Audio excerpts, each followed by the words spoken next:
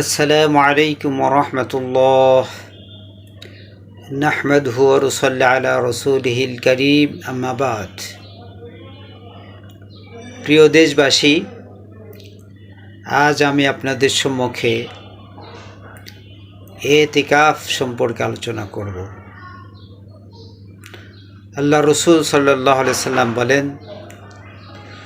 তোমরা শবে কদর অনুসন্ধান করার জন্য রমজানের শেষ 10 দিনে ইতিকাফ করো। কেননা যে ব্যক্তি ইতিকাফ করবে, আল্লাহ রাব্বুল আলামিন তার জিন্দেগীর সব গুনাহ মাফ করে দেবেন।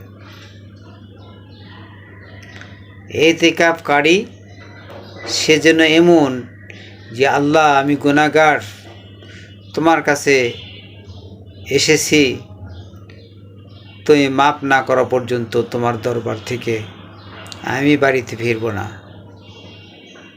এরকম যখন বান্দা আরজ পেশ করে, আল্লাহ রাব্বুল আলামিন ওই ইতিকাফকারীকে মাফ করে দেন।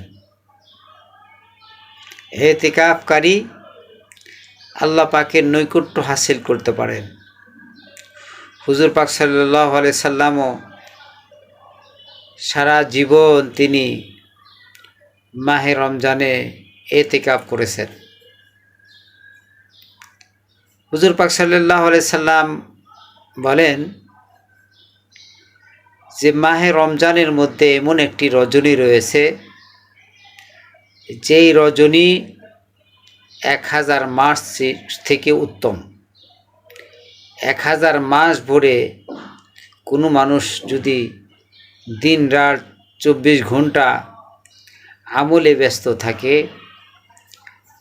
তাহলে যে সব অর্জন করবে, শবে কদরের রজনীতে একটা রাত্রি জেগে ইবাদত করলে আল্লাহ রাব্বুল আলামিন ওর চেয়ে বেশি সব দান করবেন।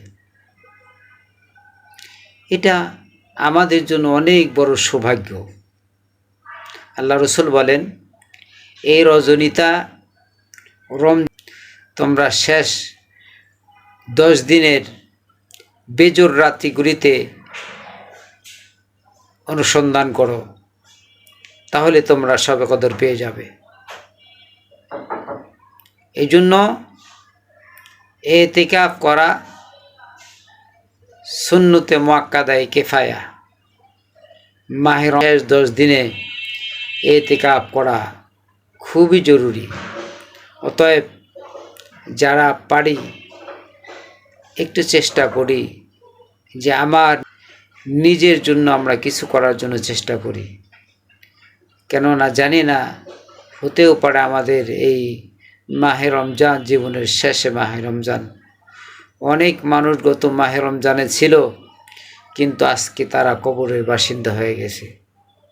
তো আমরা তো জানি না আগামী মাহে রমজানে কি আমরা দুনিয়াতে বেঁচে থাকতে পারবো, মাহে রমজান পাবো, নাকি এটাই আমার জীবনের শেষ মাহে রমজান।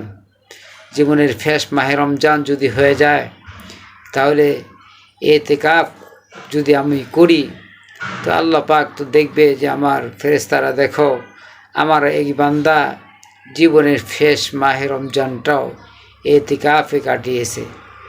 অতএব আমি আল্লাহ রাব্বুল আলামিন তার জিন্দেগীর সমস্ত গুনাহ মাফ করে দিলাম। এই জন্য মাহে রমজানটা যেন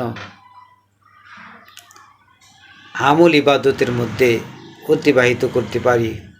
আল্লাহ পাক আমাদের সবাইকে তৌফিক দান করুন, আমিন।